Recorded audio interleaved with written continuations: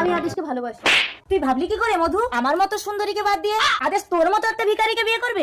রূপ নিয়ে এত অহংকার করিস না গীতা, টাকা থাকলে আমিও তোর মতো সাজতে পারতাম। ও তাহলে তুই সাজার জন্য আদেশের মতো একটা মালদার ছেলের পিছনে পড়েছিস? এই কি হচ্ছে, তোমরা এখানে ঝগড়া করছো কেন? তুমি এসেছো আদেশ, বলো আমাদের দুজনের মধ্যে কাকে তুমি বিয়ে করবে? ও তার মানে তোমরা আমাকে নিয়ে ঝগড়া করছো? ঠিক আছে, কাল সকালে তোমরা আমার ঘরে এসো। আমি ঘুম থেকে উঠে আগে যাকে দেখতে পাবো তার গলায় মালা দেবো, ঠিক আছে? এখনো ঘুম থেকে ওঠেনি, তাড়াতাড়ি মাথার ধরে বসে যাই। আমি আগে এসে মাথার ধরে বসেছি, আদেশ উঠে আমার গলায় মালা দেবে, তুই পায়ের কাছে বস। ঠিক আছে।